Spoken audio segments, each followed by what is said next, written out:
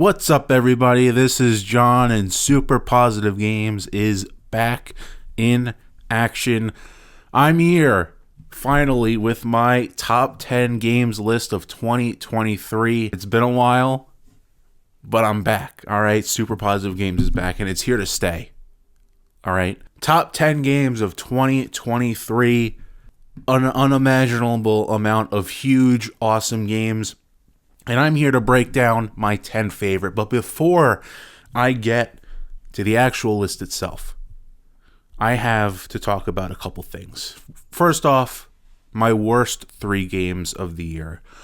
The least favorite of mine from 2023. And those worst 3 are Lords of the Fallen, Avatar Frontiers of Pandora, and Redfall. First off, Lords of the Fallen, a Souls-like game. Right?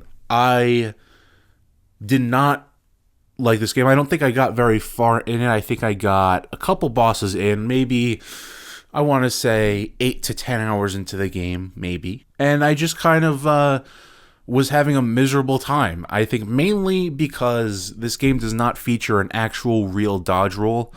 It's this dumb thing where I have to hit the dodge button twice to be able to roll. And the movement of the character felt very light, like they were made out of paper, and the feel of the combat did not feel great, and there was no real dodge roll. I was looking forward to this game to be able to do dodge rolls. I love dodge rolling in Souls games. Games like Elden Ring, for example, I like dodge rolling in that game, felt so great, and I wanted that kind of dodge roll experience with Lords of the Fallen. Didn't get it at all. In fact, the game felt pretty bad at times because of not being able to dodge roll. Also, I'll say some of those earlier bosses, were really poorly designed, and some of the areas, trying to get around and explore some of these areas with an infinite number of enemy mobs spawning in, that wasn't a bug. Right, I got to one area, and this game you switch like between the light and dark world. I forget what they're called, but in like the dark world, because there are secrets in that world that only exist there, and you have to be in there to find them. But in certain areas, the game spawns in an infinite amount of mobs, and these are like the weaker enemy types, so they're easy to kill. But like it's impossible to try and explore, which is a like important thing that players need to do in these Souls games, is explore the environments. Can't do it with like being constantly attacked by waves of enemies, no matter how many you slay in some of these areas. So Lords of the Fallen, miserable experience. I did not have fun at all in it. One of my least favorite Souls games I've played. I haven't really played many of them, but this is for sure not one of my favorites. Avatar Frontiers of Pandora it's not a terrible game by any means. It's a really, really beautiful game. But it's just too large. I think this is one that suffers from that Ubisoft bigger is always better syndrome.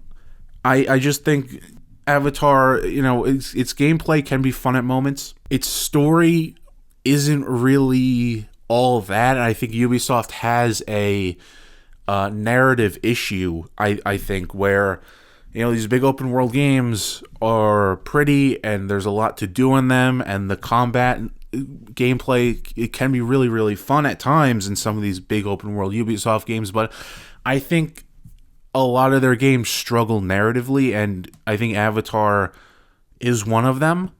But I mean, it's not a terrible game. I did somewhat enjoy it, but it just didn't. This game, I wanted to like really love this game because it's so gorgeous, and I do like the Avatar franchise, but it didn't do anything for me. It didn't draw me into it like I was hoping and like I was expecting it to, and for that reason, it just was one of the more forgettable games that I played in 2023, unfortunately.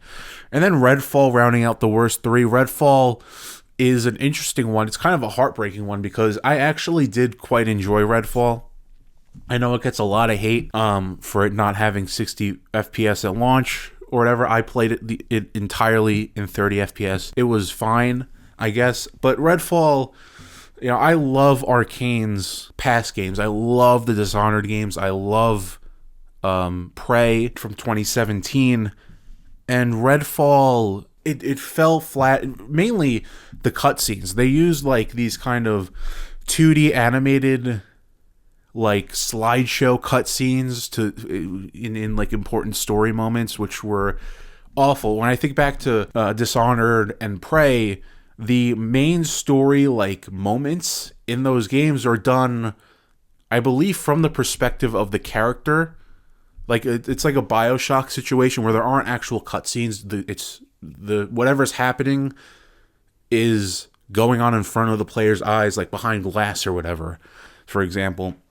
There's none of that here. It's just these really not well done 2D slideshow things, and they just weren't, the loot system and everything. I do think what I loved about Redfall, though, is its world and that kind of New England nautical small fishing village atmosphere.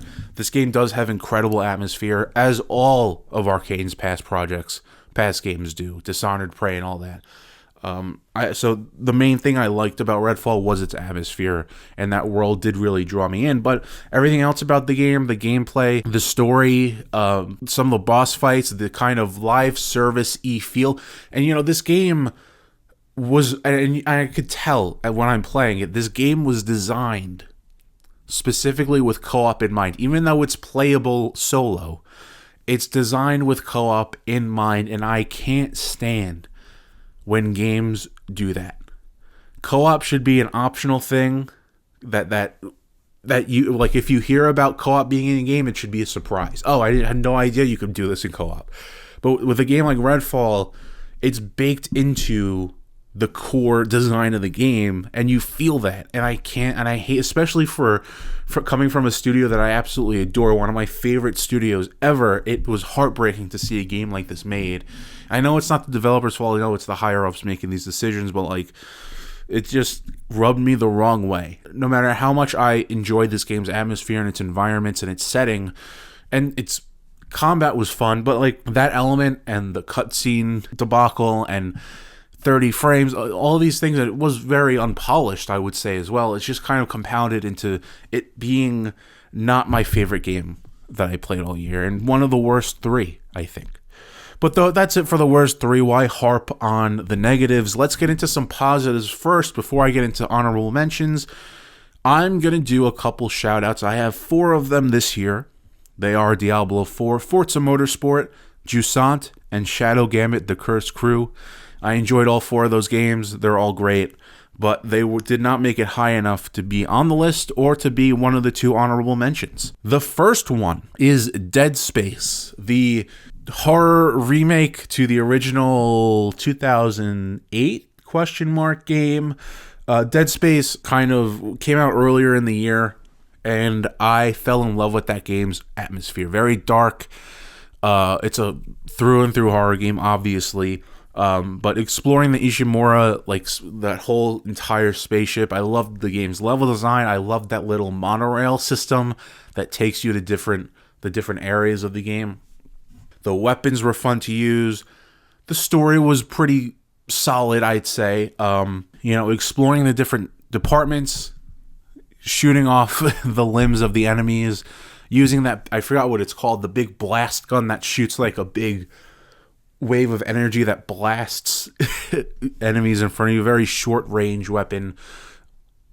I just loved the environments of the space station and the lights on the walls and the signs telling you which area you're in, hydroponics, the bridge, all this other stuff. I just thought that the environments of the Ishimura, exploring it, was one of the best experiences I had all year in a game.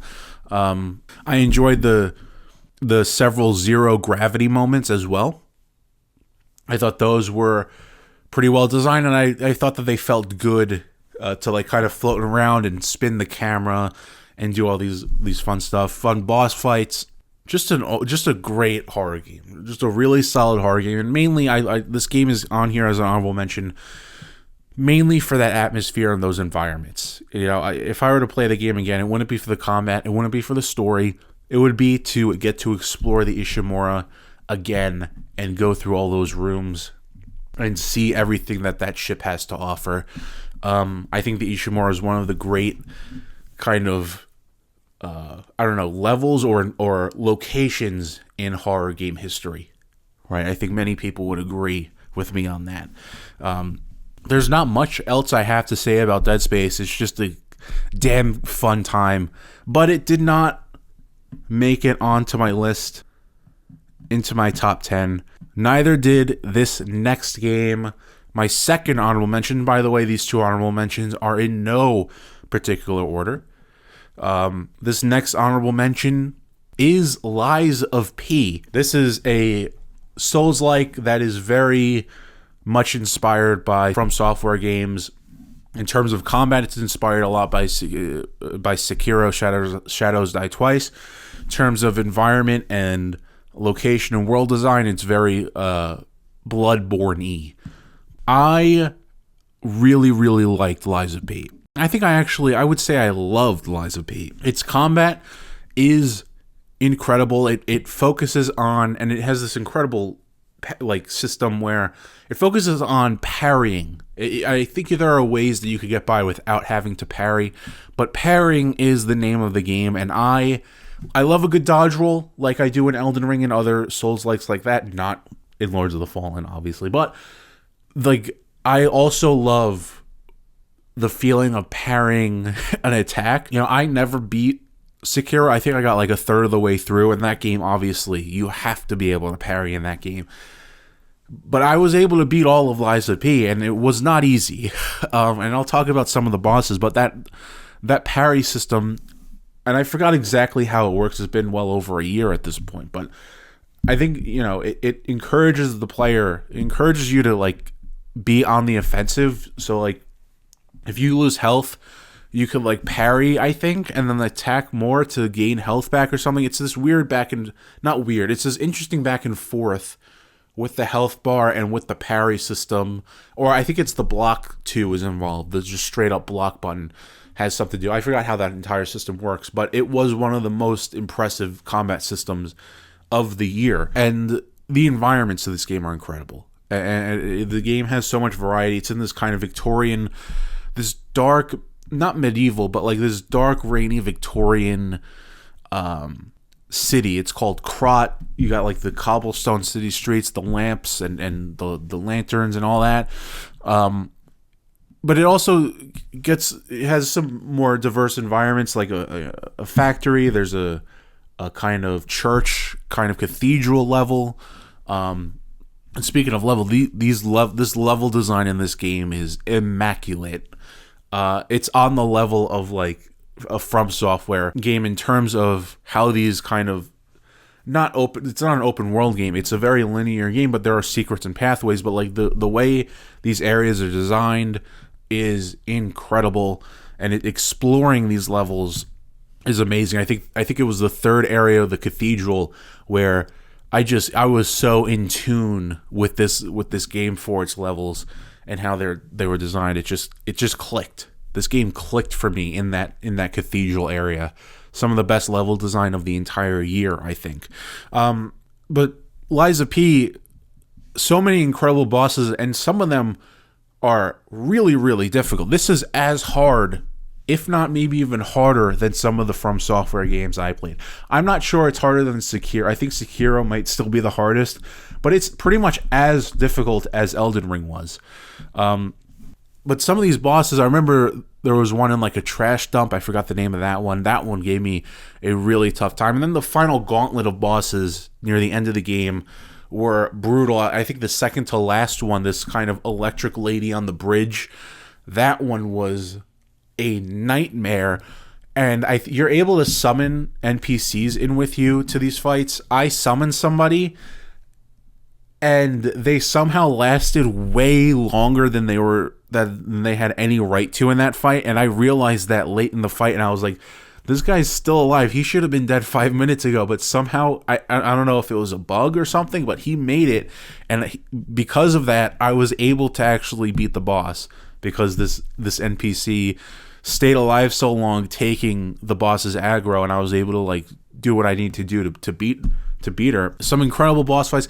I think my favorite boss fight of the game, and perhaps even the year of 2023, was the Black Rabbit Brotherhood fight, where there are actually 4 members of the Black Rabbit Brotherhood, and you encounter them, I think, midway through the game.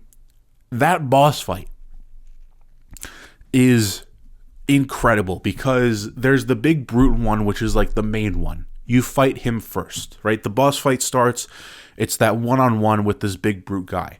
You get his health down to like, I don't know, 2/3 or halfway. One of the other members, one of those other 4 members, jumps in, and now it's a 2v1. So now, how this fight works is, if you continue just focusing on the big brute guy and get his health lower to a certain point in that health bar, another member of the Brotherhood's going to jump in, and it's going to be a 3v1. And then eventually, if you keep focusing on him at that point, that last member is going to jump in. It's a 4v1 fight. So how that fight works, and I think a lot of people got like really overwhelmed, is because when it's a 2v1, the boss, when that second member jumps in, the boss has the lower health bar, so people, I guess, kept attacking him to try and get him down, but that triggers the other 2 guys to jump in, and it's a 4v1, and I think people got a little overwhelmed. But what you have to do, and hear me out here, ladies and gentlemen, when you get to that 2v1, you have to focus on the member that just jumped in, because if you whittle down that brute guy's health bar further, the other guys are going to come. So you have to, it's such an interesting dynamic of, you have to focus on him to start, the brute guy, and then the other guy jumps in, and then you have to switch focus to only battle that new guy and get him down. And then they'll jump in one by one again, and you could deal with them one by one instead of all at once. I loved that boss fight. The move sets of each member, learning the different ones, they're such an incredible array of moves to kind of dodge and figure out how to parry, and all while keeping mind of the other members that are in the arena with you currently, because sometimes it wouldn't all work out perfectly. It would be a 1v2 or a 1v3 at times, but you don't want that 1v4. But that was an incredible boss fight. It's definitely a big highlight of Lies of P, was that boss fight. But this is just an incredible game. The story didn't really grab me, I will say, at the very, very end, because you're playing this puppet who doesn't speak, he doesn't really show any kind of emotion whatsoever. But I will say, at the very end of the game, stuff with Geppetto happens, because it's based on Pinocchio, the story of Pinocchio. Geppetto, I think his name is G in this game, but there's the kind of father figure to Pinocchio who created him, does some stuff, and I started to actually feel for Pinocchio, the protagonist, in those final moments, and it was kind of nice. But I wish I felt that way throughout the whole game. But Lies of P was one of the best games that I played all year, but it was not enough to break my top 10, and we're about to get into that right now with my number 10, Resident Evil 4. That's right. I have been in love with all these new Resident Evil games, these remakes, as well as the first-person games in 7 Biohazard and Village. Village, by the way, was my game of the year back in 2021. I love Resident Evil, and I really, really enjoyed Resident Evil 4. I would not say I enjoyed it as much as RE2 or RE Village or even Resident Evil 3. I think I enjoyed those 3 games a bit more than Resident Evil 4. Resident Evil 4 surprised me because it is extremely linear. It didn't have, like Resident Evil 2 had that big police station with all those different rooms and the puzzle of unlock. That was one of my favorite games of that year. It was my runner-up in 2019, partly for that reason of like having this big building and having these rooms that you can't unlock yet, but you need an item and you go to this room, that hallway, this hallway. Resident Evil 4, and I think Resident Evil 3 has a smaller version of that in the hospital. And of course, Village has one or two of those, the big one being the castle in that game, Castle Dimitrescu. Shout out. Resident Evil 4 doesn't have any of that. It is a straight up linear third-person action adventure game, and I love that. It's just what I just thought it would be different. I thought it would be more like Resident Evil 2, but it wasn't, and I still enjoyed the linearity of this game and the action, being able to do like a roundhouse kick and all these different moves with Leon was really great. I love the environments. This game is gorgeous. The little village. And then progressing through this game, I think it starts, the village, you go through to this big castle area, and then you end up on this island where like the last leg of the game happens. I just love that progression of the game through those different environments. I thought this game was incredible. I think story-wise, it was solid. I liked the kind of dynamic with Leon and Ashley. I think her name is Ashley, correct? And being able to like tell her to wait behind or tell her to follow you through the zombie horde. I thought was a great time, and my first playthrough of this game, it was getting down to the wire. Right, I was in like the last moments of the game, and I think I beat the final boss. Right, where you get that one RPG ammo or something. I forgot how you shoot that thing, and you kill the final boss, and Leon's on the kind of jet ski thing. But it was at that moment, I think somebody calls you on. So this radio, I forgot the name of the character, but early on in the game when you're going through, exploring through the town, this one character calls you on your radio periodically, and then partway through the game you stop hearing from her, but at the very end of the game, once you beat the final boss, she comes back on the radio for the first time in ages, and it made me think about the whole journey from the very beginning of the game, getting out of the car, walking through the woods towards the village, and here I am now on this jet ski, having blown up this whole thing on this factory island or whatever. I thought that moment was really, really great, of just making me think back to all the areas and all the moments prior of this game. And it's not a super long game, but still, like, it was really nice to be able to think back on that journey throughout this game on my first playthrough. Even though I don't feel like I liked Resident Evil 4 as much as RE2, Village, or even RE3, with those games, with specifically RE3 and Village, I fell in love with speedrunning through those games again. Like, I experienced the first playthrough, and that was amazing. And then I kept running through them again with the speedrun, and that's the exact same thing I did here with Resident Evil 4. I did that initial playthrough, and then it was time for the speedrun fun. And I absolutely, part of why this game is on this list here at number 10 is because of those speedruns that I do with it. I loved grabbing that infinite rocket launcher and just bulldozing my way through this game, landing my rocket shots in the right locations around every corner to be as efficient as possible. I'm not remembering how long each speed run took me. I'm thinking it was like an hour and a half, an hour 40. If I remember correctly, Resident Evil 3 speedrun took me like 50 minutes to an hour each time, which was awesome, and I loved that. And then Resident Evil Village was a bit longer. I think it was like 2.5 hours, or 2 hours and 40 minutes for that speedrun. Resident Evil 4, I think it was like around like an hour 40 mark each time. I could be wrong. I could go back and check, but like I think that was the time I was dealing with for that game, and it was just a great time running through that game over and over again, doing speedruns, doing all the different achievements and whatnot. Some of the most fun I've had during 2023, and while it didn't make it as high as other past Resident Evil games on my yearly lists, it still made it right at number 10. So kudos to Resident Evil 4. But let me move on now to my number 9. That's going to be Dead Island 2. This is an interesting one because it's not one that would show up on many people's lists, but I really had like a ton of fun in this game. It was just a ton of stupid, dumb fun, but like in an amazing environment. I'll talk about the environments and the kind of characters in the story, which were pretty solid, surprisingly. But Dead Island 2, I had so much fun bashing in zombies with a whole bunch of different melee weapons. The gore system was incredible. But one of the things I loved the most about Dead Island 2 are its locations and its environment. It's set in LA, or Hell-A, as they like to call it.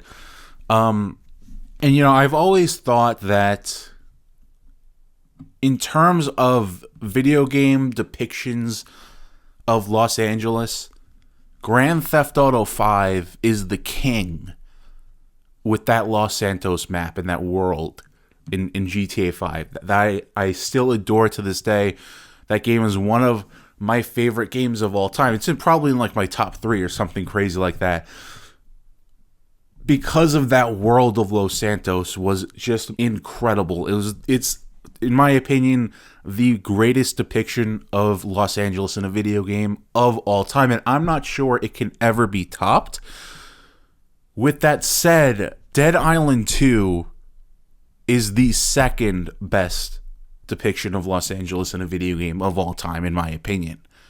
Dead Island 2's environments takes you through, first of all, the game is gorgeous. From a visual standpoint, a graphics perspective, it's a phenomenal looking game. But its environment work, its locations go to Bel Air, the kind of mansions in the Hollywood Hills, and then it takes you through the Venice Beach area, takes you through the Hollywood Boulevard with the Walk of Fame or whatever it's called. It takes you to so many amazing, like, classically LA locations, and the environment work is superb. Exploring these levels, exploring these little areas, finding little items and secrets, and I think there was like one big hotel level, which you go through like the rooms and you're grabbing items out of luggage and crafting new weapons to bash zombies in with. Just an incredible time. I thought the story and the characters were pretty solid. There wasn't anything to scoff at. I think there were a lot of fun, wacky characters, and the story wasn't too memorable. It's definitely not the best video game narrative on this list by any means, but it is a solid little story with a lot of fun characters.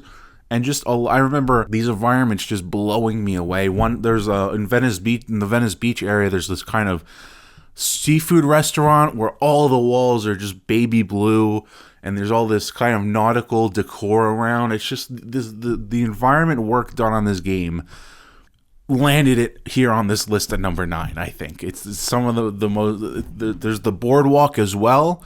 With like the Ferris wheel and the amusement rides and the restaurants. It's all incredible. I would play this game, if I were to play this game again, it wouldn't be for the combat, it wouldn't be for the crafting system or anything, or the story. It would be to explore those environments again.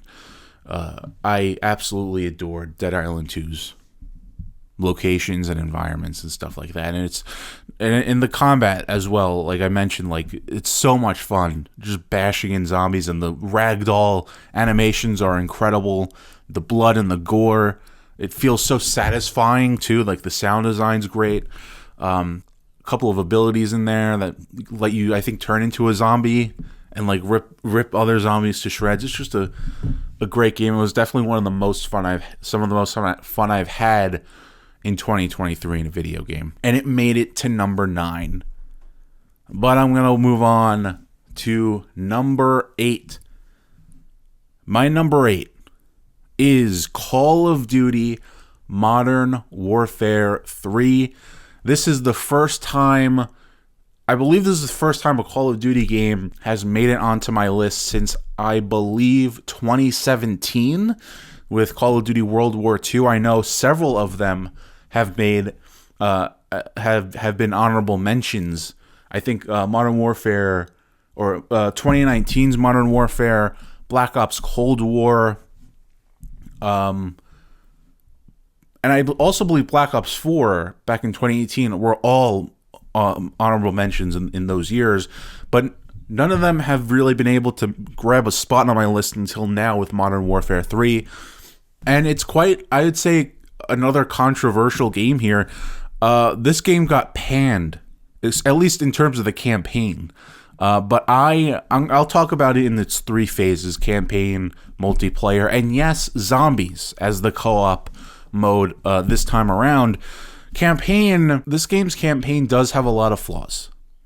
I'm not going to deny that. It has a lot of pacing issues, a lot of strange plot situations where characters just appear in the next location out of thin air. Like there's very little time being took to like develop the plot, but the overall story of what goes on in Modern Warfare 3's campaign, everything going on with Makarov, everything going on with Task Force 141, especially towards the end of the game in the last level, it all really came together for me.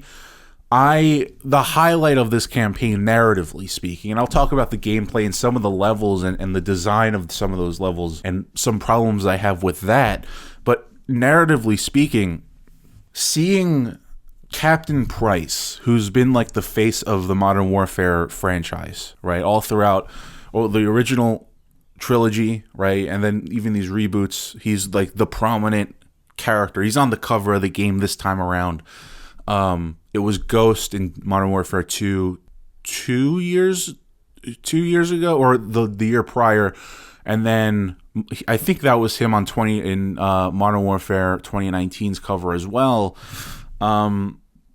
He is the face of the franchise, and seeing him, and he's always been like this kind of rock that you lean on no matter what's going down. He is like level-headed and cool, and has his head on his shoulders in these really insane scenarios throughout all these games, the entire franchise. Here in Modern Warfare 3, for the first time ever, we're seeing him kind of shaken by Makarov and Makarov's actions and his threats in this campaign. We're seeing a Captain Price who's actually quite a bit scared of Makarov, and they even go back in a flashback with that soccer stadium level.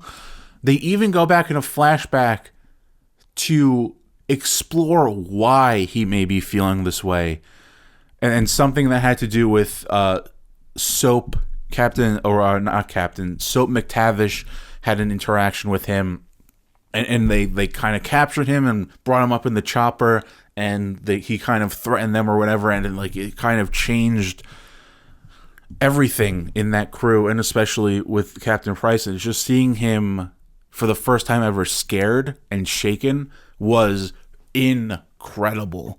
And watching him having to like pull himself together, it felt like stuff like that is some of like the best narrative design ever. Taking this character who is never shown any sign of, or shown any outward sign of fear. Obviously, internally, you know, all bets are off, right? But like, he's never shown to be scared in any of the games any of the 5 games, I think, right? 5 games that he's been featured in until now. And here it's like you could kind of see it. It's kind of subtle, but like you could tell there's something going on.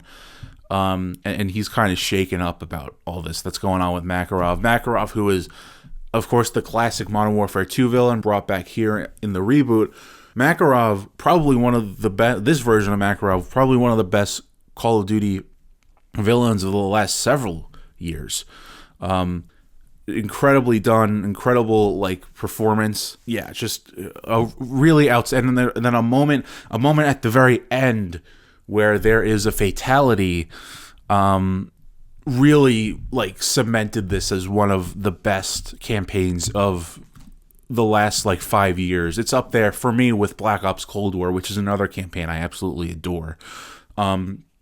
Yeah, like Modern Warfare 3's campaign, it has its problems. I'm not saying that it's perfect. It has pacing issues, plot issues, but that narrative and that situation with Captain Price and Makarov, and seeing that, and the moment at the end just completely just stunned me.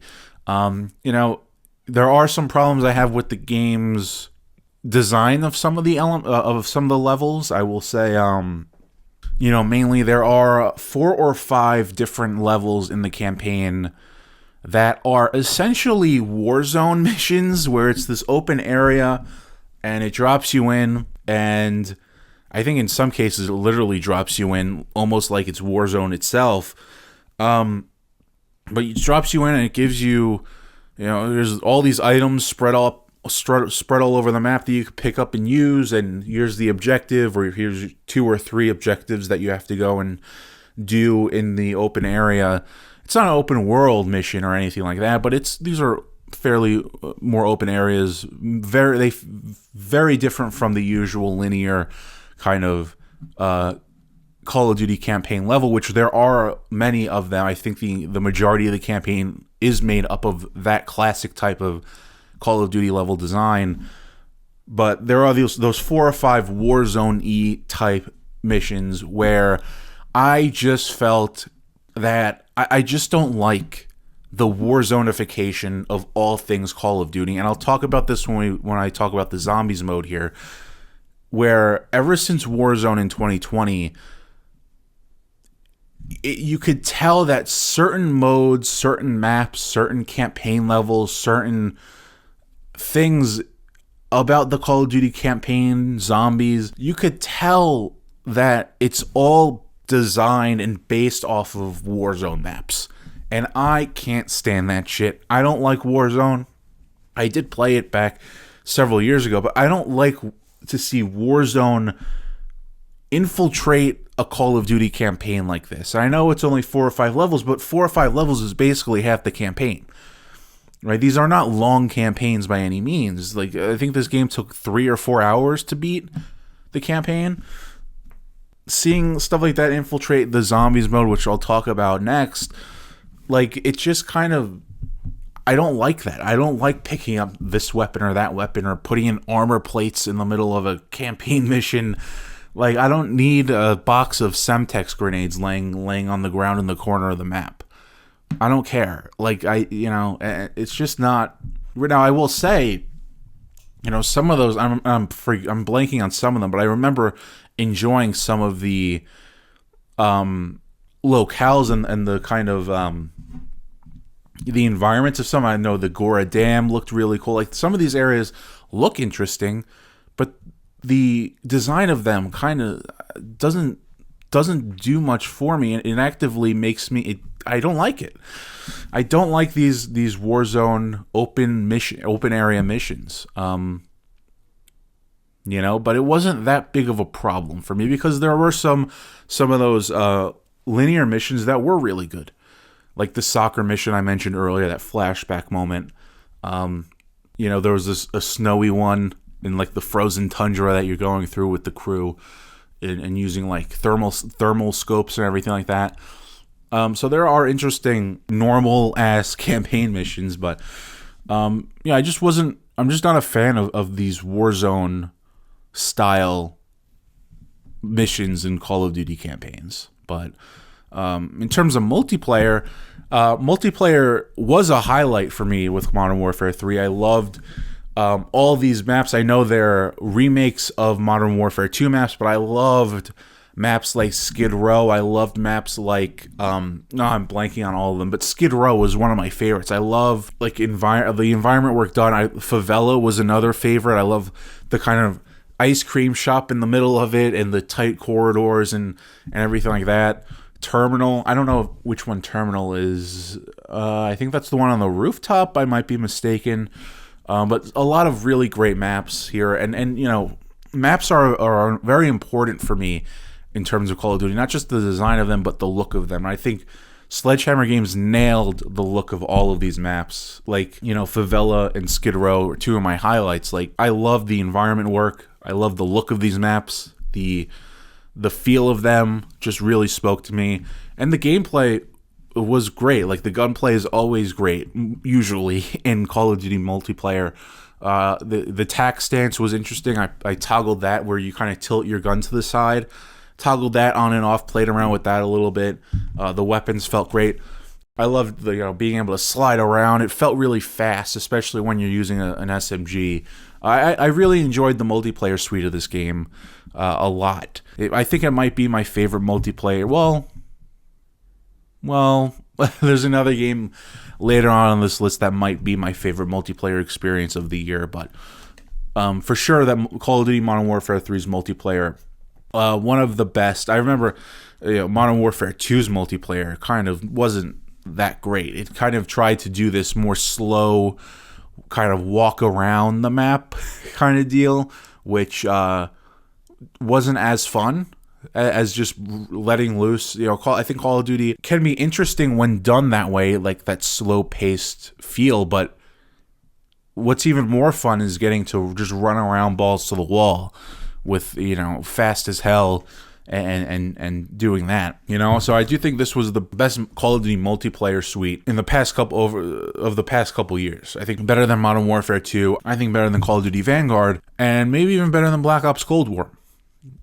So shout out to multiplayer, and then the zombies mode. This is the first ever Modern Warfare title to ever feature a Call of Duty Zombies mode for the co-op suite. It is MWZ Modern Warfare Zombies is what it's called, and it is basically Warzone Zombies mode. Now, on paper, I absolutely abhorred this idea of. I thought it was cool that Modern Warfare is getting zombies, but it's going to be a Warzone thing, and it all really does feel like just Warzone with zombies running around. And on paper, leading up to this game, I expected to absolutely hate Modern Warfare Zombies. Hate it with every fiber of my being, but I gotta tell you, something about it kind of pulled me a little bit. I kind of got a little hooked on it for a while there, unexpectedly, and it kind of surprised me. I kind of enjoyed it. Mainly the idea of going into a match and extracting with items that you could use in the next match, right? Exploring a big... Now, I think Warzone-based maps are ugly as hell. Something about the designs of the buildings are just blocks in a big green grass plot. The environment designs of Warzone maps sucks ass. I think it looks fucking ugly. And now there might have been Warzone maps that look better. I don't pay attention that much to Warzone at all. I think it's called Kyrgyzstan is the Modern Warfare Zombies map. It looks ugly. Even in the Warzone campaign missions, I think the map looked ugly as hell, but it was fun, and it was fun to get in there just to have fun shooting these weapons and shooting these guns into hordes of zombies in a big open world.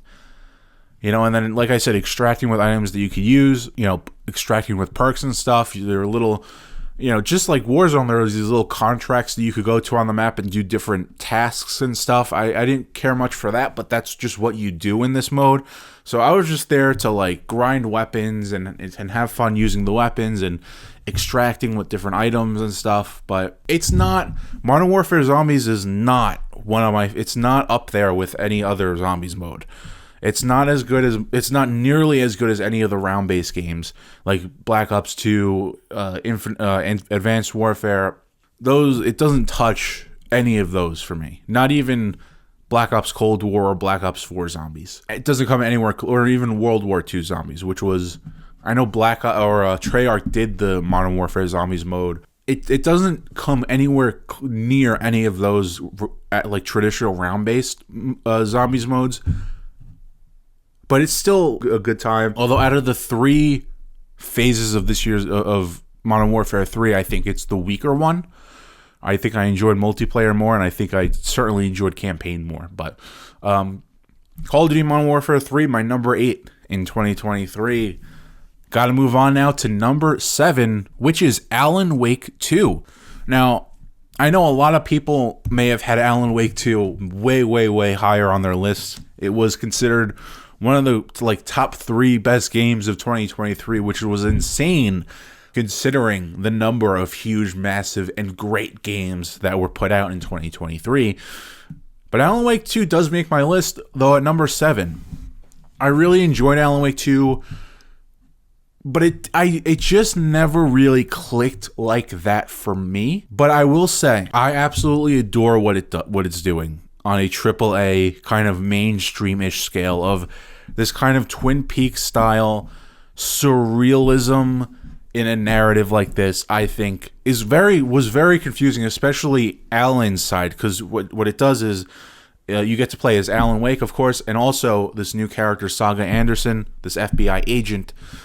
While Alan is in the dark place, Saga and her partner Casey, I'll have to correct that on screen, are exploring Alan Wake's town of Bright Falls and the surrounding areas like Watery and stuff. And I think I really loved Saga's parts of this game more than Alan's, because Alan's in that noir New York City, dark and rainy kind of setting pretty much the entire game. Saga is in the quote real world in Bright Falls and Watery and all these other kind of towns and areas, the forests and stuff like that.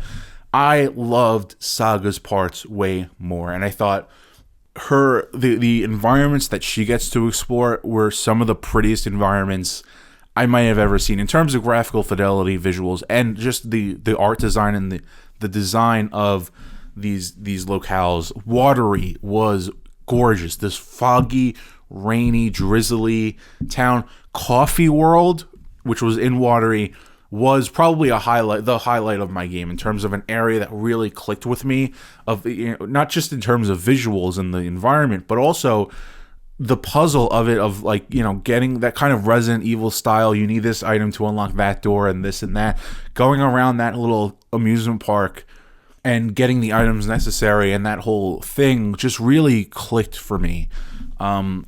Watery was probably my favorite location. I also really, really loved getting to that kind of nursing home. I forgot the name of it, up on that hill above I think it's above Cauldron Lake, where the two gods of Asgard are, I'm guessing. I think it's been a while. Thor and Odin, I think, are their names. The two old rock star people who are Saga's grandparents, which was incredible. This narrative, and I'll get into the narrative, but that nursing home, getting in there for the first time, and the sky is beautiful, and it's coming through. The lighting is coming through and permeating that house. Gorgeous environments, totally beautiful. The music in this game, unbelievable. Unbelievable music in this game. Might be some of the best music on this list, to be honest with you. The rock record that you, I think it's called Anger's Remorse, the one that you kind of make, or you have to go find in the nursing home area and play it on the jukebox, I believe is what you have to do. But then that plays. I love, in between each chapter, the game sits you down and plays just an entire track from the soundtrack.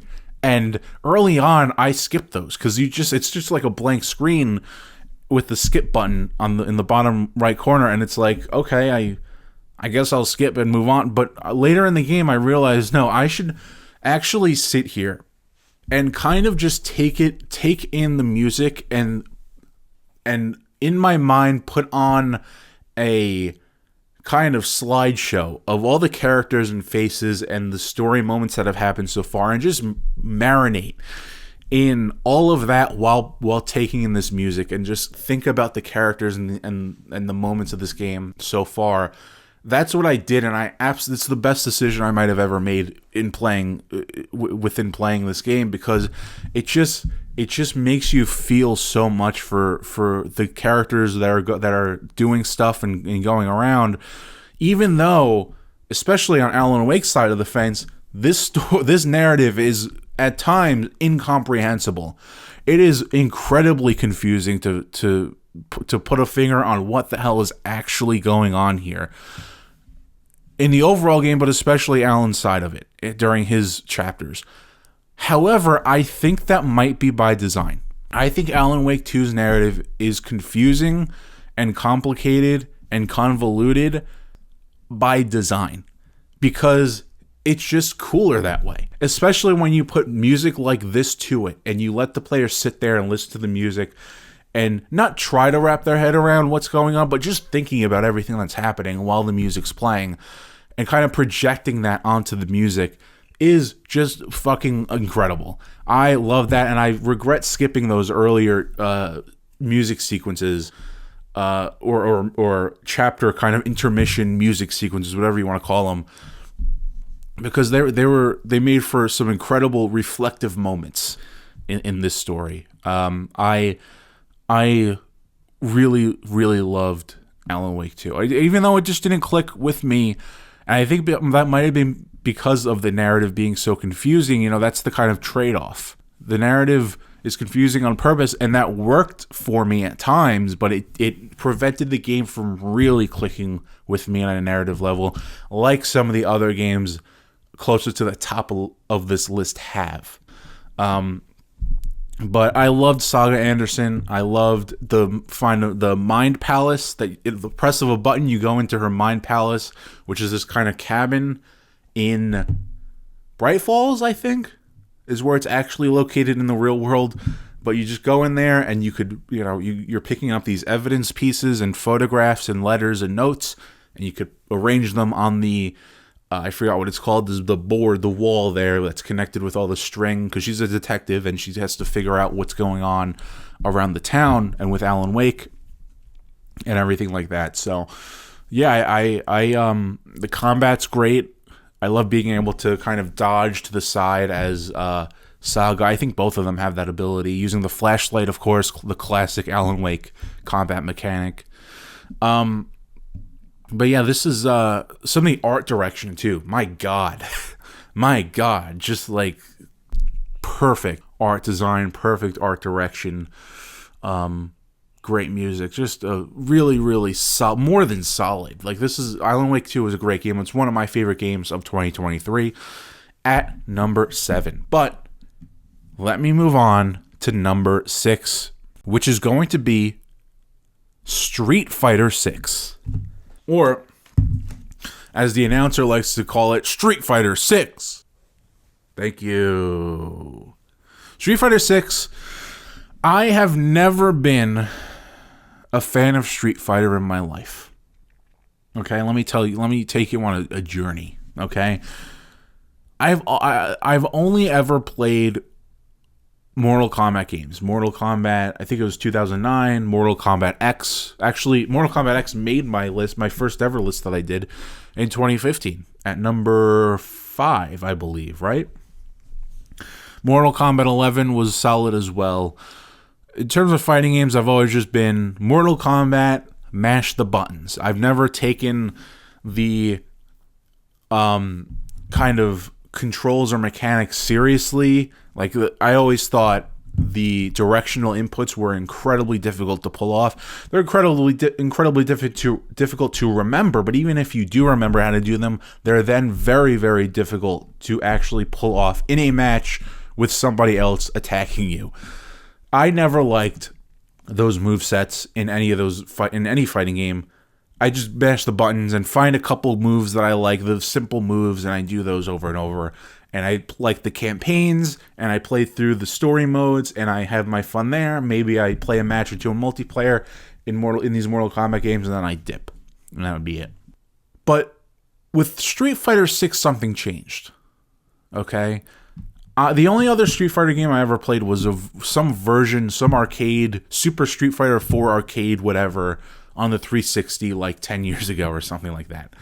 8, 9, 10 years ago. And I barely even play. I play like 10 minutes of it. Street Fighter 5, didn't have a chance to play that. But here, Street Fighter 6, I absolutely fell in love with Street Fighter for the first time ever. And I had the time of my life with this game. Because of its modern control system. Where it obviously has the classic controls, the directional inputs and stuff like that for all the freaks out there, okay? Me, give me those modern controls. Very, very simple and easy to remember, easy to pull off, and it made for one of my favorite gaming experiences of the entire year. I fell in love with Street Fighter. You might even say I became obsessed with Street Fighter 6. I really like the World Tour mode, which is a single player kind of open world RPG, where it has a lot of these RPG elements, equipping different pieces of gear and costumes and talking to little NPCs and buying items from vendors, and very, very light RPG elements, but it can be considered a little RPG light, where you're running around Metro City, you're running around, you get to go to all the different locales, the miniature versions of some of the stages, right? I think you go to England, you go to the Colosseum, there's a little area, and you just walk around here. There's very, very small areas where you get to talk to some of the Street Fighter characters on the roster, which I loved. All these characters. I love Manon, I think is how you pronounce it. I love Marisa. And I'll get to which characters I actually mained in multiplayer, because I did play a shit ton of Street Fighter 6 online, which is might have been the most I've ever played of an online fighting game in my life. I really got into it. But I like going around and doing the World Tour mode. I just don't think the story of that, the narrative, was anything to write home about at all. I actually thought it might have been maybe a bit disappointing, but I kind of followed through because it was still fun going through, beating up bad guys in this kind of single-player story, talking with some of the NPCs, talking to some of the actual characters from the roster, and kind of leveling up their mastery levels or whatever it's called. I forget. And going through that World Tour mode was a lot of fun, but the meat and potatoes of why this list is even on here is the online Battle Hub. Okay? I love the Battle Hub. It's a great kind of space. You sit down, there are all these kind of arcade cabinets in this giant room, and there are other players running around doing some silly shit and looking crazy as hell, by the way. I took my create your own character very seriously. Doesn't seem like everybody else did, but I digress. I'm just remembering some of those designs, just insane. But being able to sit down at some of these arcade cabinets and wait for some other player to walk up and challenge you, or see somebody sitting down who has a character, because it displays what character they're intending to play above the arcade cabinet while they're sitting there, seeing who's Ken, who's Ryu, who's Cammy over there, and trying to pick your fight that way. But I loved the Battle Hub, and I loved online Street Fighter 6. I think so. I'm trying to remember. It's been a while now, and I haven't touched this game in a long time at this point. I think my first main, because what I do is I main a character for a while and I incorporate a different character, and then I kind of flow that way through parts of the roster. I mained Yuri first, and she was my main. I loved her moveset. I loved her kind of windmill anti-air defense. She's just one of the most fun characters, and just getting to know these characters' movesets and executing them with success, finding success with these characters, like actual online success, winning matches, is incredible. But I mained Yuri first, then I moved on to Cammy. I loved Cammy's moveset as well. Then I moved into Manon, the French character. Her moveset was incredible because she's like, I guess she could be considered a grappler, where she has all these sweeping kicks, and she's like a ballet dancer, and all these, like, she has one move where she takes hold of the character like they're doing like a tango dance and flips them up in the air and they land and take damage. But I love figuring out these characters' anti-air moves. So like when your opponent's moving up and jumping into the air at you, you could counter and knock them down before they can get a hit on you. I love the drive meter and pulling off grabs and grapples, and I think I got into some Ken, actually. I started maining a little bit of Ken. But I think those were my four mains, I think, as I moved through over time. Yuri, Cammy, Manon, and a bit of Ken in there. And I'm blanking on some of the other characters in the roster I might have gotten into. But like those were the characters that I was rocking for the majority of my time in Street Fighter 6 Online. And I just, like I said, learning these movesets and finding success with them in real online matches. I don't think I played ranked or anything like that. I don't even think there is a ranked. There is a ranked. I don't think I touched ranked, but just in regular fighting game matches, just having a blast. And later on in my Street Fighter 6 Online career, what I learned is when you get your ass beat by an opponent, don't just quit out and go back to the Battle Hub and find somebody else to beat up on. Right? Do a rematch. Do a couple rematches and see if you, like, as they say, the old saying goes, iron sharpens iron. When you meet somebody in that Battle Hub who's got your number and who is far superior fighter, don't quit. Keep hitting that rematch button and seeing if you can get closer and closer to besting them. And you'll be developing your skills and growing as a player by doing that. And that's what I learned. Just kind of give them a couple rematches before you move on to the next opponent is my life lesson of the day for all you Street Fighter 6 gamers out there. All right? But yeah, Street Fighter 6, some of the most fun I've had. And I just couldn't get I guess you could say I was addicted. I couldn't get enough of Street Fighter 6 Online. It was just an absolute blast. Actually kind of getting into it, not as hardcore as the hardcore, but this is the most I've ever gotten into a game like this where I'm knowing the move sets, I'm knowing which moves to pull out when, I'm knowing how to kind of create space in between a character, in between my opponent, or close the gap. I feel like I've grown a bit when it comes to fighting games because of Street Fighter 6, and it's all because of that modern control system. So shout out Street Fighter 6, my number 6. What a coincidence. But let's move on to my top 5 now. With number 5, it's Hogwarts Legacy. Where do I begin? I guess I'll start by saying for my first playthrough of the game, I was a rotten I was a Slytherin. I wanted to play the bad, evil piece of fucking shit. Okay? I loved, and the game doesn't really, I don't think the game lets you roleplay that far into it, but I just liked wearing the green robes, being part of Slytherin House, and going through. I absolutely adored exploring the Hogwarts castle in Hogwarts Legacy. I was blown away by how many rooms, how many doors, how many hallways.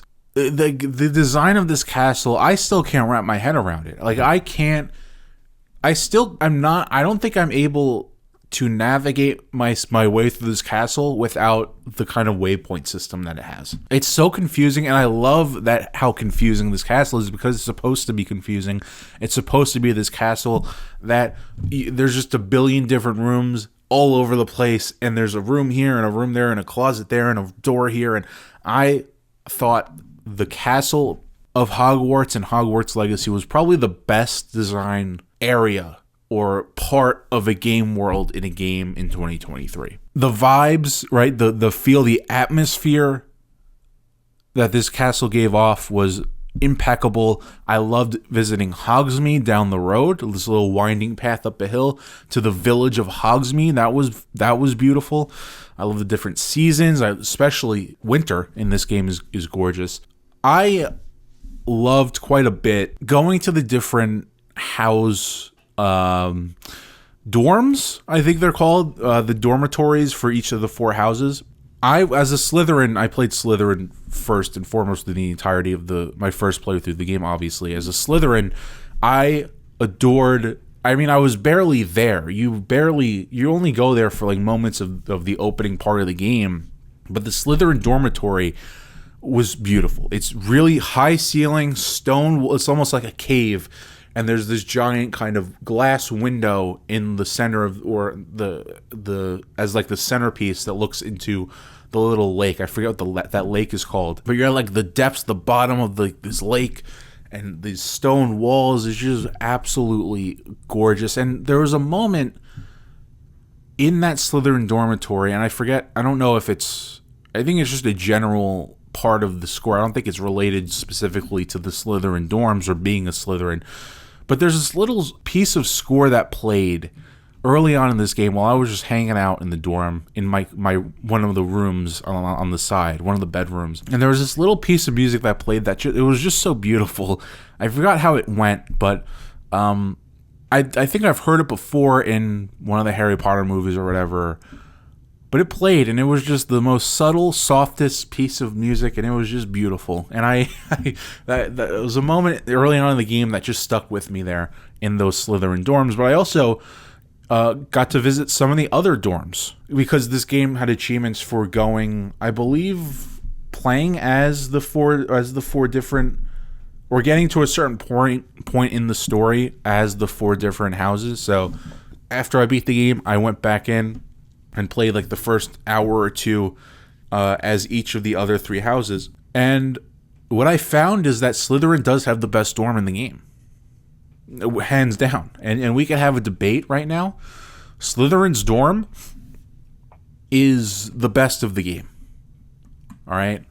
Gryffindor has a really solid dorm, very warm, a lot of reds, fireplace, really cozy dorm, and I appreciate that.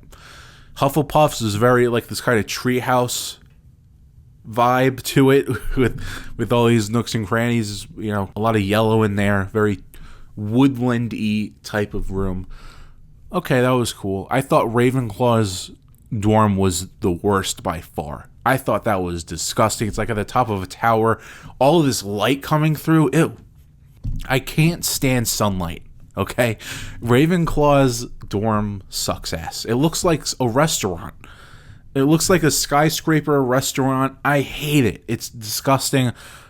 I love the dark and murky stone of the under the water of the Slytherin thing. I just loved that. I loved, you know, comparing and kind of ranking the different the house dorms and stuff. But Hogwarts Legacy, you know, like I said, the castle is the crown jewel of this game. It's an open world game, and I felt that the further away you get from Hogwarts, the castle, the less interesting the world becomes. And I thought that was a heartbreaker. And you know, there's the castle, there's Hogsmeade, there's the Forbidden Forest, and there are a couple of very cute hamlets around that area, but as you get even farther away, it just gets kind of not interesting. The towns get just kind of generic. I hated, there's this in like the bottom right corner of the map, there's this entire beach part of the map that I think is ugly. I hated going there.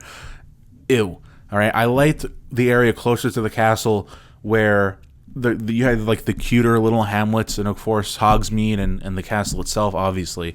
But I still loved just, oh my god, the idea of just getting on the broom anytime you want and just flying to wherever the hell you want. You can't fly over Hogsmeade, unfortunately. There's like this yellow bubble around the airspace above Hogsmeade. It's a no-fly zone, apparently, but the concept of being able to just grab your broom and fly, like you could fly around atop the castle and through all the towers and stuff. You could do that. You could fly just anywhere you want in this world. And you know, I always wondered what the areas around, you know, watching the movies, growing up on those movies, I always wondered what the areas were like around the castle, because we rarely get to see them. And you could just literally, it's this sense of freedom of like being able to walk out of the castle, which I adored exploring, as I've said, to then just hop on a broom and fly around wherever the hell you want in this world was incredible. I loved being able to fly around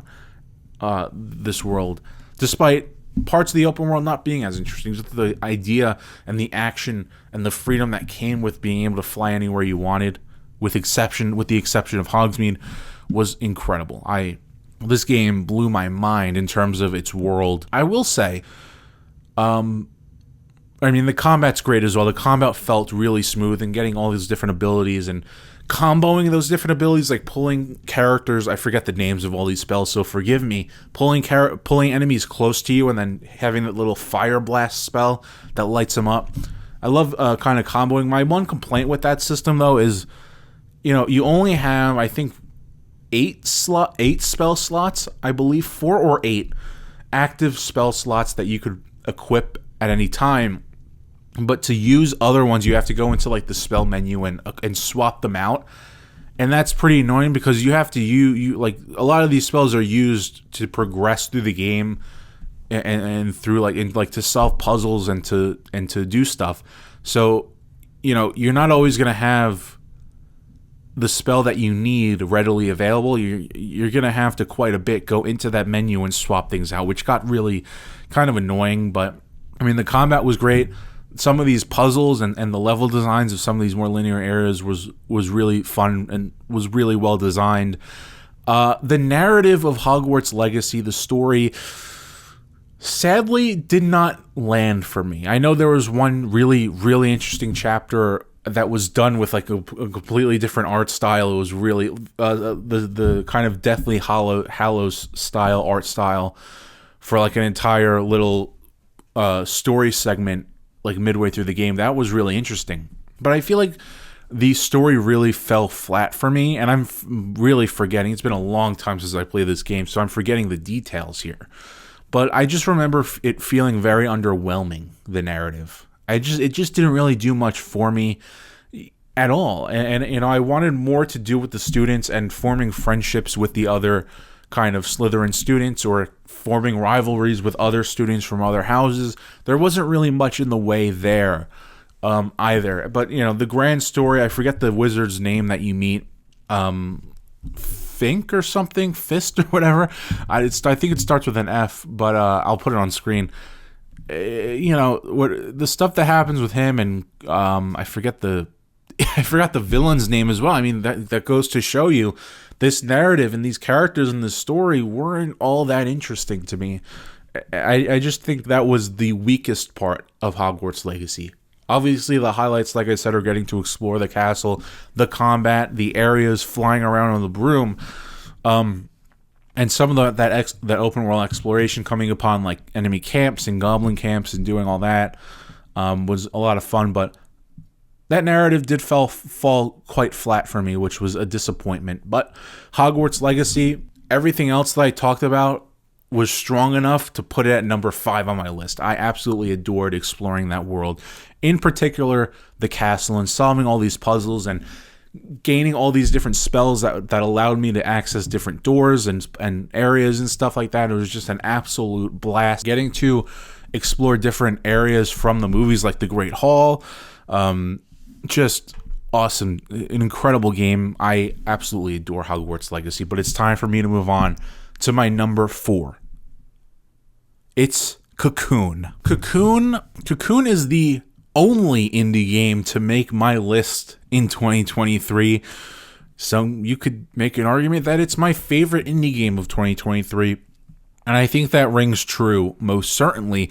Cocoon is one of the best, I think it might be one of the best puzzle games I've ever played in my life. And I played quite a bit of puzzle games over my career, in my gaming career. Cocoon absolutely blew my mind with its puzzle design.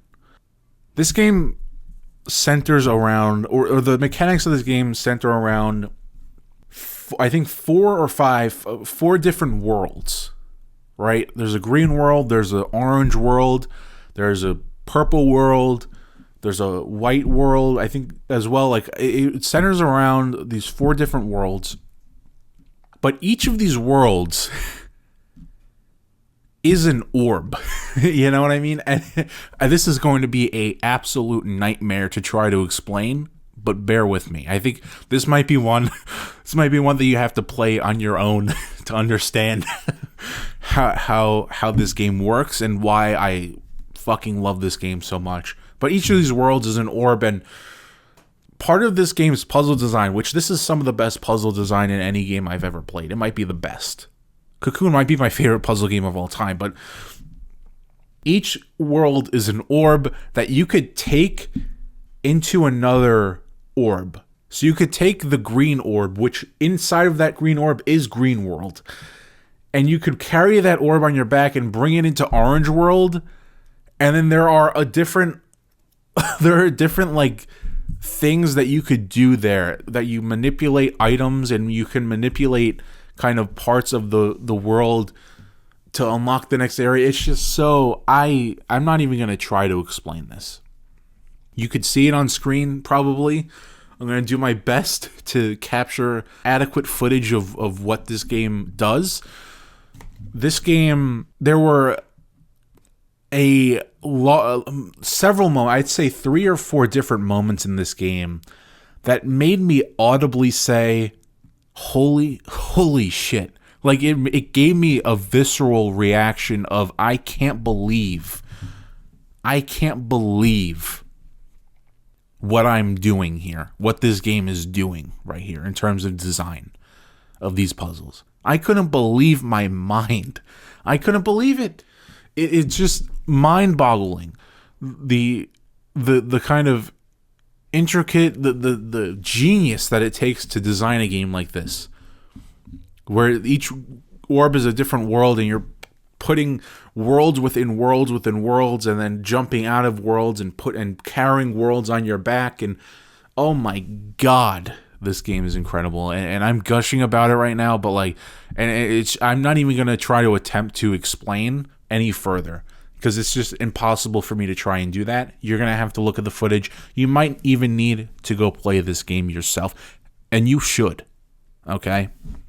Cocoon, story-wise, it's very vague. This is made by former developers from Playdead Games, who made Limbo and Inside, those classic indie games from almost a decade ago. Well, Limbo is over a decade old. Inside is coming up on its 10th anniversary in 2 years.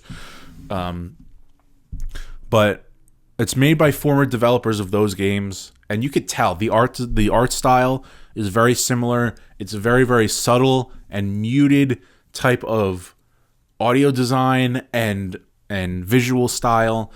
You could tell it's made by those devs. And narratively, I mean, the character doesn't speak at all. It just kind of happens, and I think the story goes somewhere very interesting at the very end. There are small, like, little boss encounters. I'm not going to call them boss fights at all. They're not fights. They're boss encounters.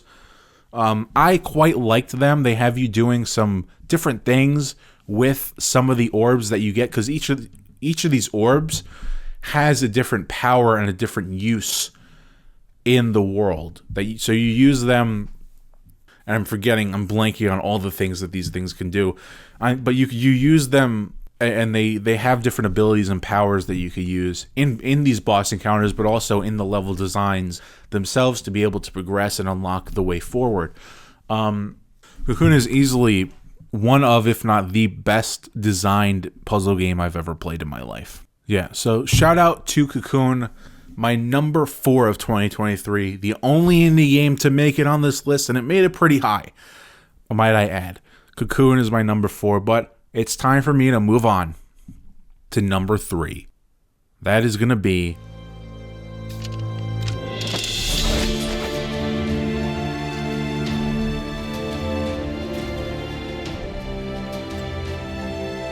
Ikuzo. 敵は高地上にあり。Like a Dragon Ishin. Now, I know this has an exclamation point on the end of it. I'm not using that shit. It's just Ishin, no exclamation point. Like a Dragon Ishin is my number 3 game of 2023.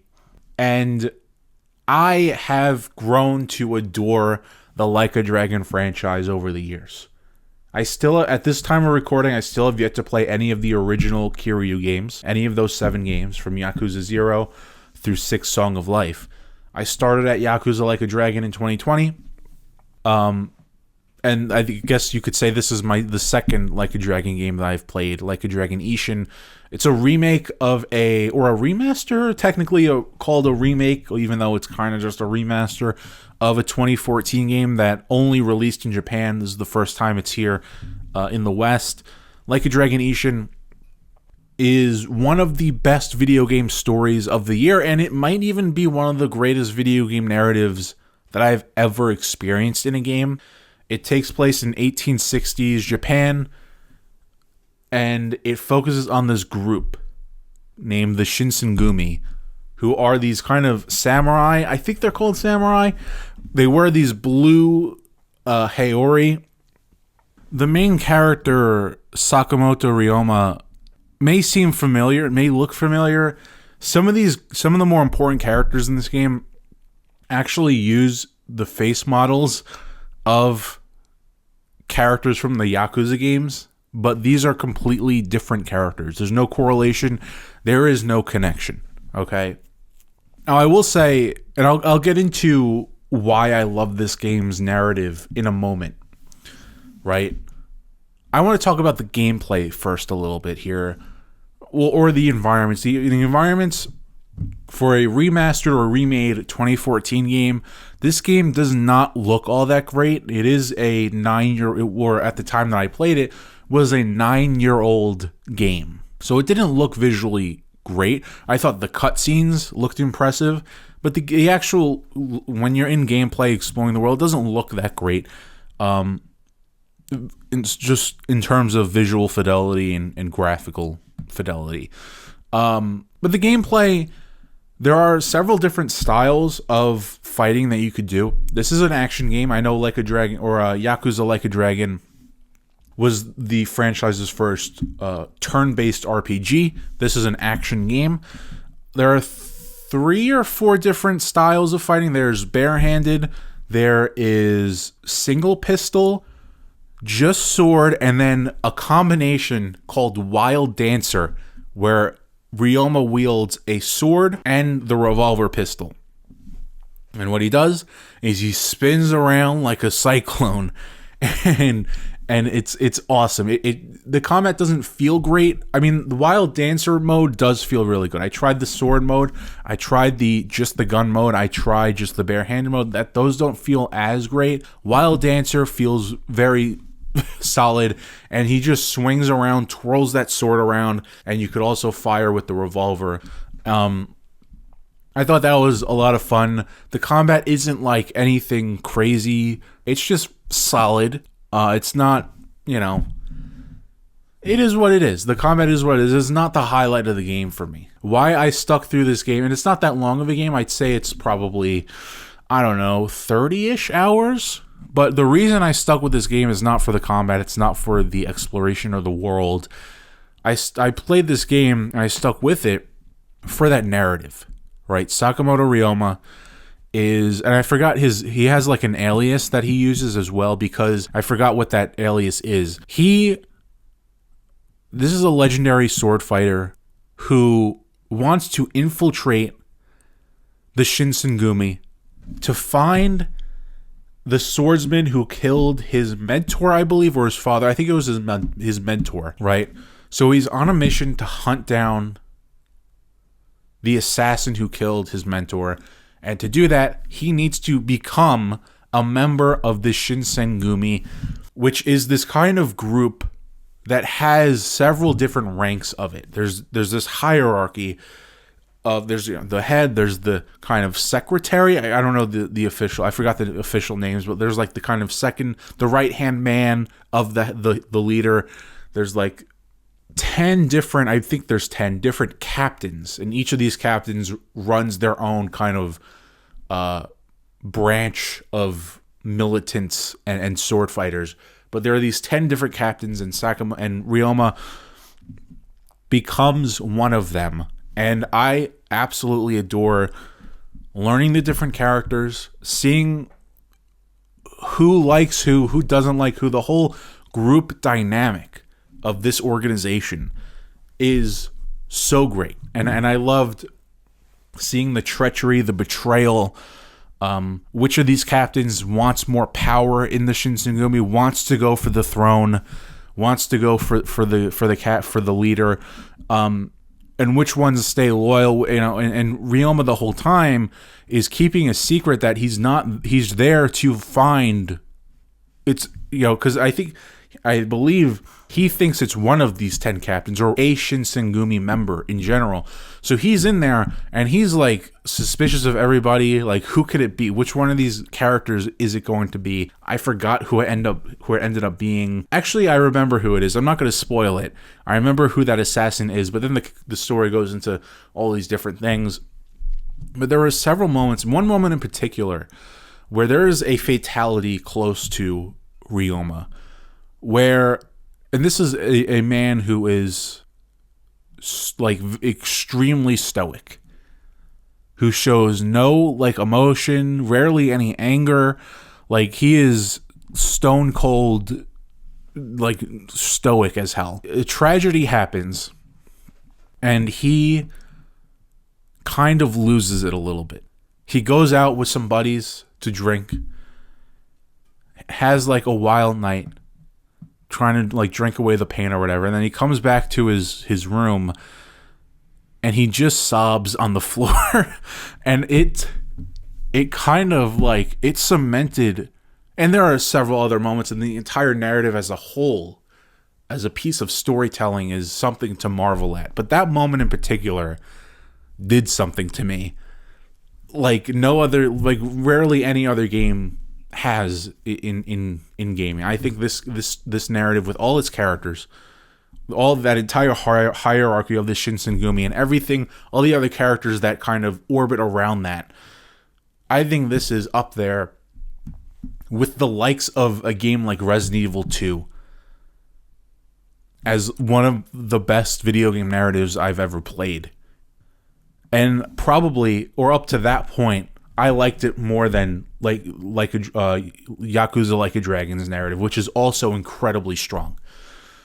And it's been a while, so I'm blanking on like details, but I absolutely loved this game, Like a Dragon Ishin. Again, its combat was solid, but I did not love it for that combat. I didn't love it for the visuals or the environments or the locales or whatever. I loved this game for that narrative, Sakamoto Ryoma's story, the Shinsengumi, all those captains, what happens to everybody, the chaos, the madness, the betrayal, the sadness. This fucking game is a masterclass of narrative storytelling right here. Okay, Like a Dragon Ishin is my number 3, but it's not my number 2 or my number 1, because my number 2 is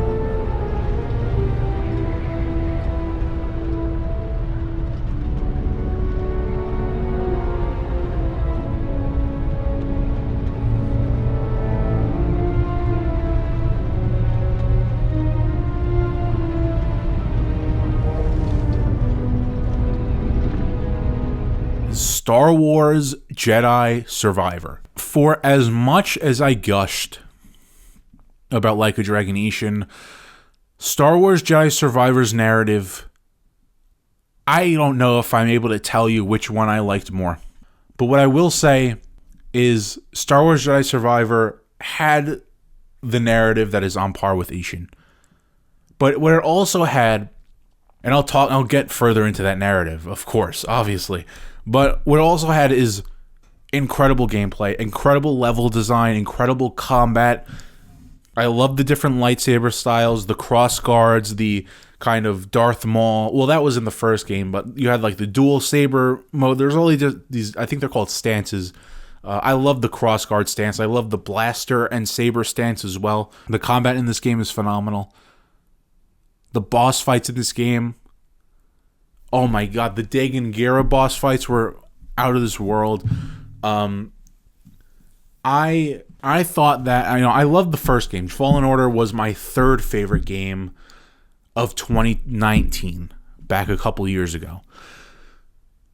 Jedi Survivor, I think it's interesting because Jedi Survivor has less planets to explore. I remember loving Fallen Order for the variety of the different planets that you get to explore. Survivor has considerably less planets. You have Koboh, which is like the home base. Basically, it's like the ranch, the kind of farmer-y world. And the game gives you larger areas to explore. And then you also have Jedha. And those are basically like the two main planets. And there's like a moon area. There's Tanalorr, which is where you get like later in the game. But there's a couple other.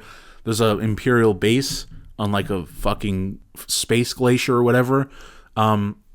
There are a couple different locations, but considerably less amount of planets than the first game. But I liked being able to explore these larger areas. I wouldn't say they were like open worlds. They weren't that huge, but they were much larger than any area in the first game. And I loved opening new paths, gaining new abilities, the Metroidvania of it all. I fucking love that style of level design. And I think Jedi Survivor's level design is cream of the crop, creme de la creme of level design in a video game in 2023. But speaking on the narrative a little bit, I talked about the Dagan Gera boss fight. So I remember that first boss fight where it's in a cutscene, but Dagan Gera, right, gets out of the back to tank, right? And at that time, I don't think we know that he's like evil until he starts bleeding a kyber crystal. I think they're kyber crystals, right? He starts. I forget whose saber it is, or maybe you might have had it on him already. He bleeds his crystal red in real fucking time. I think we see the blade of the saber go from, I think it was green or yellow. Might have been yellow because he was part of the High Republic, I believe. Anyway, like he turns his lightsaber red in real fucking time. And that's an early moment in the game. And it was at that point where I realized, holy fuck, this is incredible. And the narrative just gets better and better and better and better from there. Bode, this motherfucker, okay? I don't think I'm going to get into spoilers here. I mean, I could spoil the fuck out of this shit. And if I do, I might put a warning up. But stuff happens, okay? When that happened late in the game, I think this was after you take control of a different character and fight the big man himself, so to speak, right? Well, there's one of those where you fight the Big Papa up there. But I think this was before or after that. Around that same time, there's a lot of chaos happening in this kind of climactic crescendo of this fucking game story, because it's incredible. Where something happens with Bode, and that moment out there on that rock on Jedha fucking blew my mind, man. I lost it. How, not just the twist, but how it was executed. I'll just say this. Things didn't bode well. Okay? And I'll leave it at that. Things didn't bode well. But I loved this fucking story. I love getting to Jedha and meeting back up with Merrin and the kind of love interest, the kind of romantic interest that sparked in between them in this game. Because you can't deny it. It's there. Whether you like it or not. Alright? Merrin and Cal are a thing. And I loved seeing that kind of stuff going on there with those two. And I fucking love seeing them kind of get closer in that way throughout this story. And one of those moments on Jedha was where fucking they're trying to escape on this bridge. And Merrin like gives Cal her Night Sister ability, that green kind of ability to like fucking, I forget what you do. You fucking jump through the air or whatever. I think it's not an air dash, right? It's because he has the air dash himself. It's been a while, as you could see, but like that green ability, I think it's like these rifts. You go through these rifts, and that fucking moment, I think she asks him, because they're on the ledge about to jump off because they're getting chased by something, and she says, "Do you trust me?" And then she kisses him, and I don't know what sequence that occurs in, but because it's been a while, but like, man, that was fucking incredible. Like this game has these different narrative moments that each do different things that make me say, oh my fucking God. Like, this is, I think, Star Wars Jedi Survivor's narrative is better than Fallen Orders. And Fallen Orders was phenomenal with the second sister and all that happened there. I loved Fallen Order's story, but this, I think, is better. The stuff that happens with Cal in Jedi Survivor and with other characters surrounding him. I remember him having a conversation with Grease. Grease Dirty Money, shout out. Okay? That's my man. My main man, Grease. Okay? He's back. He's running his own cantina on Kobo. And I remember him having a conversation with Cal very early on when they first meet up. They're on the Mantis, parked right outside his cantina. And he tells Cal, hey, Cal, I'm not going to try and do the Grease voice, all right? He tells Cal, maybe, Cal, it might be time to hang it up. He talks about how insurmountable the Empire is, how he might not ever know peace if he just continues down this path for the rest of his life. And Grease kind of urges Cal, hey, I think you should think about, leaving the fight here against the Empire and just going somewhere and living out the rest of your life as you see fit. And I think that's what kind of motivates Cal in the first place to get to Tanalorr, because he wants to get off the grid. I think part of him wants to.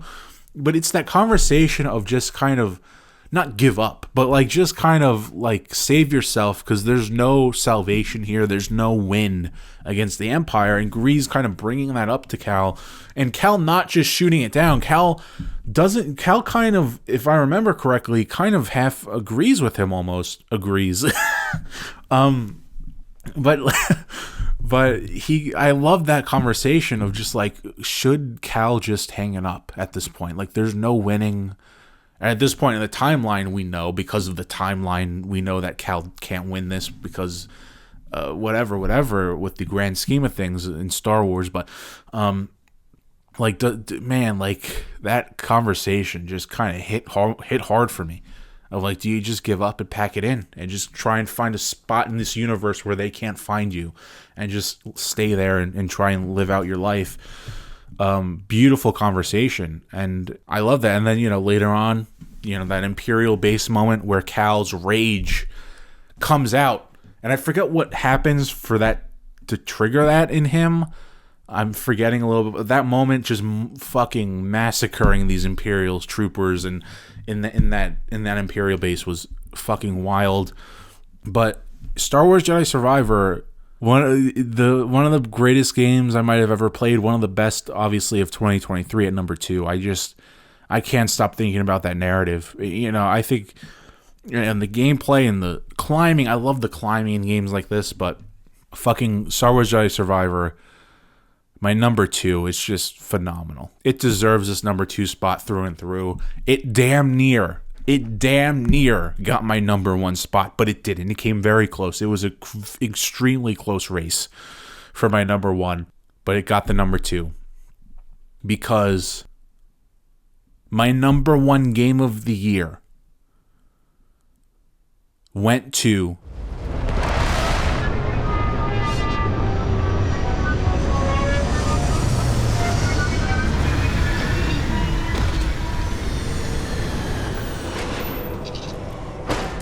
Starfield. Starfield is my game of the year for 2023.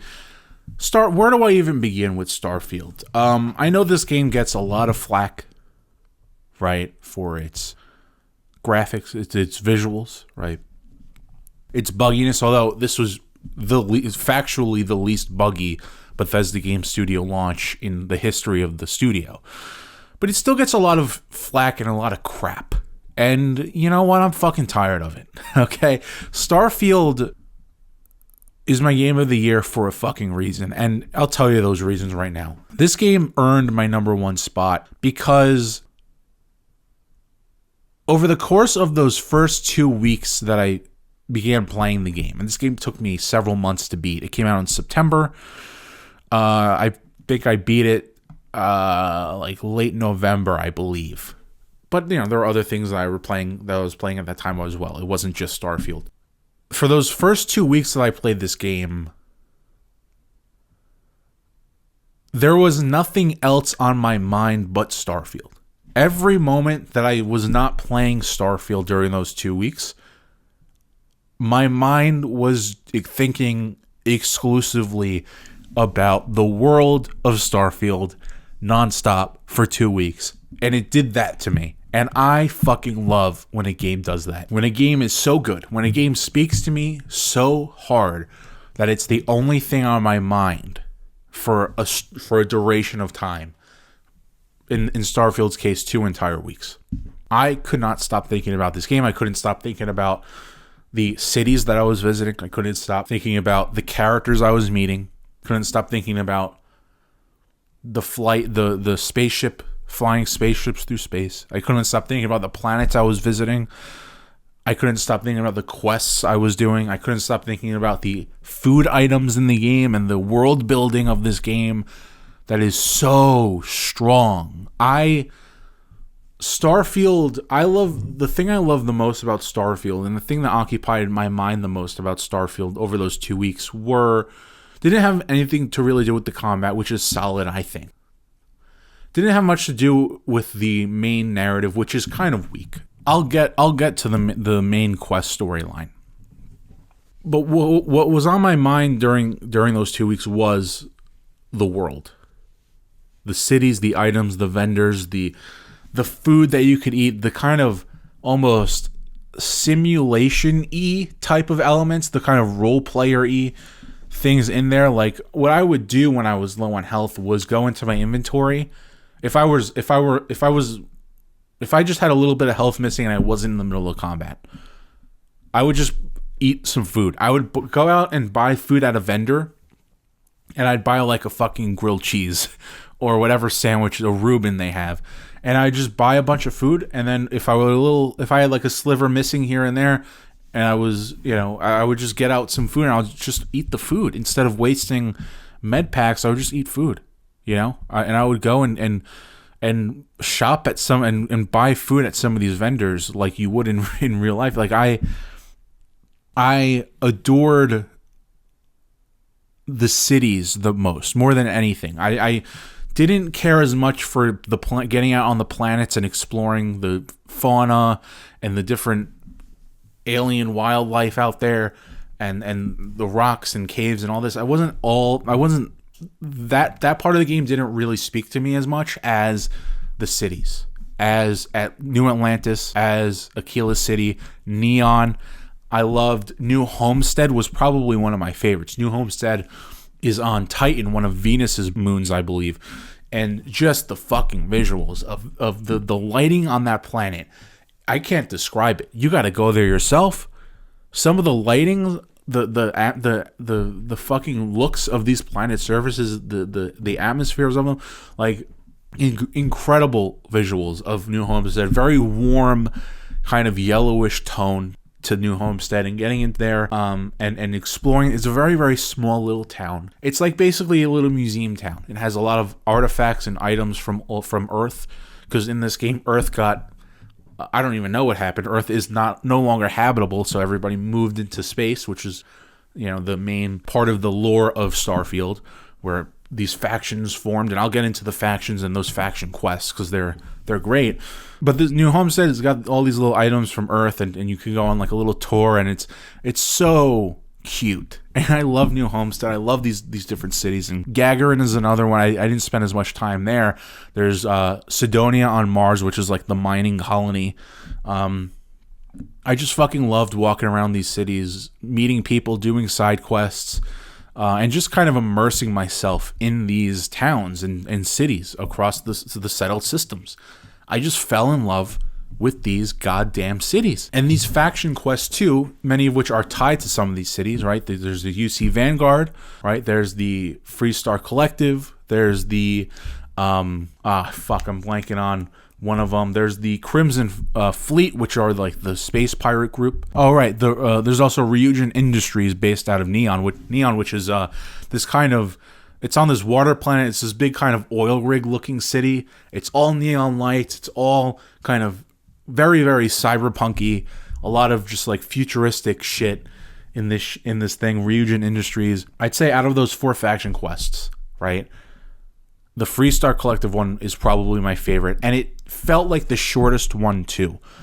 It felt like the shortest one, but how that thing ended, I fucking murdered the CEO of Hope Industries, Ron Hope, in cold blood in his own fucking factory because fucking this motherfucker wanted to bribe me. He committed an atrocity, and then he wanted to bribe me to keep quiet, and when I didn't comply with the bribe, he threatened my life, and I fucking shot him dead on the spot in front of Andrasia, who was my love interest, okay? Do not cut Ron Hope out there, all right? The CEO of Hope Industries never threatened my life again in front of my love interest, okay? That did not go over and that was part of the fucking quest line. That was like the end. That was like the end decision. And I'm not having it. He's done. He threatened me in front of Andrasia. It's not happening. And that's how that quest, the Freestar Collective quest line ended for me. And it was my favorite because of that. Out of those 4 quest lines, I know the Crimson Fleet one was really popular, where you kind of infiltrate the pirate gang, and you could play it. You could either side with the pirates at the end of the day or turn them in. There's the UC Vanguard thing, which is basically Alien, which you're hunting down these dangerous creatures and you're doing all that stuff. That was cool. And then my least favorite one was the Ryujin Industries one, which was kind of more like an espionage type of thing. I didn't love that one that much, but the Freestar Collective one, how that ended was fucking phenomenal. You know, I will say, you know, meeting the different members of Constellation, I think there are some very interesting characters there. I think there were a couple moments earlier on. I think Barrett and Sarah are like the 2 main ones, right? I don't know if they're Sarah Morgan's the head of Collective. Barrett's just a member of the crew. But I remember having conversations with each of those 2 characters that really like brought they really dug deeper into their past and shortcomings and tragedies of their past that kind of helped shape what they're thinking and feeling in the present moment in the story. And I really appreciated those conversations, getting to know more about those characters. I just don't think any of those characters were as compelling as I wanted them to be. They had those moments early on, and then it just kind of goes, and then there's a critical moment that happens with one of them. For me, it was Barrett. Midway through, there's like this invasion of New Atlantis, and Constellation gets fucking invaded or attacked. But I think, you know, overall, this narrative was not my favorite. I thought I felt a little bit let down by the narrative by the main quest narrative of Starfield. I just didn't think it went anywhere too interesting. I thought that because what are they called? I forgot. I'm blanking on the names of the Starborn. That's right. So the Starborn, I thought that kind of aspect of like later in the game when you meet the Starborn and what you learn what they are kind of confused me a little bit, and it didn't really click with me on like a personal level. Like, oh, this is awesome. This is clicking with like. It just didn't really work. That whole Starborn thing didn't quite work for me. And it turns out I've been a Starborn the whole time. Holy shit.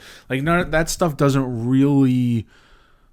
It confused me. And it also, in part because of that, just didn't really land right with me. And I thought the final leg of Starfield's main quest story was a little bit of a letdown. But despite that, the whole rest of the game was fucking phenomenal. Exploring the planets, exploring the cities, the quests, the faction quest lines, the characters, you know, flying around space. The dogfighting was solid. Getting to meet characters. I love, flying around in space and you get like approached by some other ship who is like a grandma and they want you over for like a meal. I love docking with ships and like kind of getting to explore other people's ships, and I loved the space stations in this game were awesome because you could explore all these different planets, 1,000 different planets and moons, all these different cities, but there are also these little space stations around. I think one of them is called the Wolf.